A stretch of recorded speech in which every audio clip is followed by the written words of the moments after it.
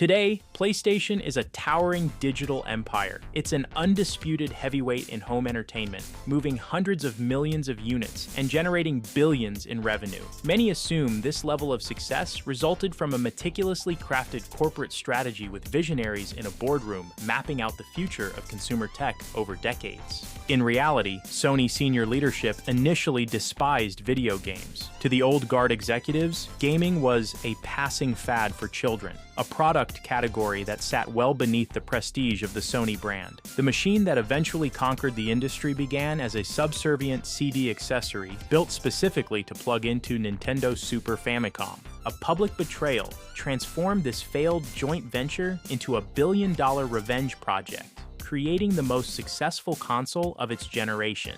This story starts with a single engineer in Sony Sound Laboratories. Ken Kutaragi had bought a Nintendo Famicom for his daughter and found the audio quality so poor he felt compelled to fix it himself. Kutaragi spent the mid-80s secretly designing the SPC 700 audio chip for Nintendo's upcoming console.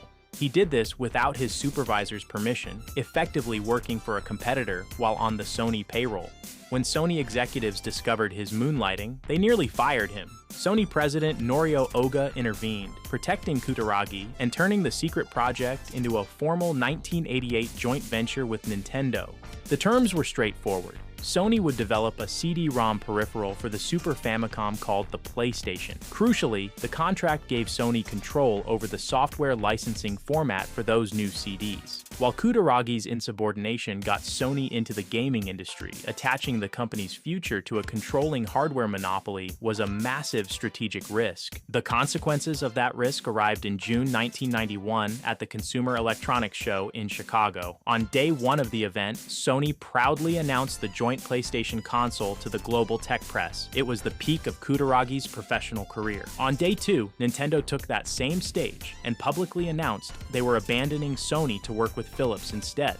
Nintendo had realized that letting Sony control the CD licensing format threatened their lucrative grip on cartridge manufacturing. They chose to scrap the partnership to preserve their monopoly. Sony president Oga was publicly humiliated by the announcement. Rather than settling for a quiet legal payout, he responded with deep personal fury. Nintendo protected their cartridge revenue by embarrassing a massive electronics conglomerate in front of the world, inadvertently activating the deadliest rival they would ever face.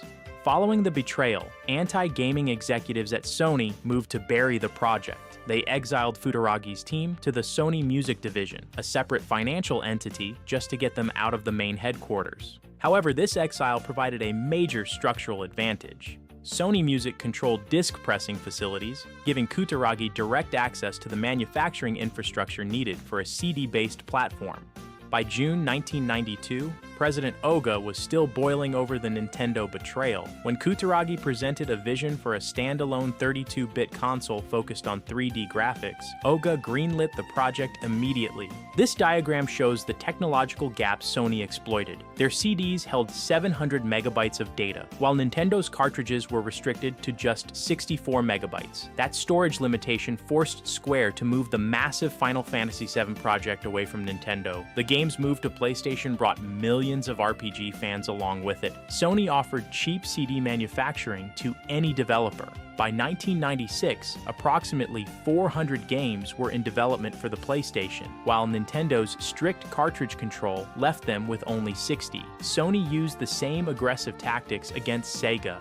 When the Sega Saturn launched at $399, Sony undercut them at a legendary E3 presentation with one single word: $299. Sony built their empire by deliberately weaponizing the specific flaws of their rivals, exploiting Nintendo's storage limits and Sega's pricing miscalculations. The PlayStation's rise was driven by Kutaragi's persistence and a corporate culture fueled by humiliation. This retaliation created a cultural juggernaut. Across 5 generations, the brand has moved over 600 million consoles worldwide. Nintendo orchestrated a public betrayal to protect their undisputed empire, but in doing so, they forged the exact weapon that ended their hardware dominance forever. If you want to go deeper into the console wars that shaped the entire gaming industry, I linked a few recommended reads and collector picks below. Subscribe and watch the next video on our channel.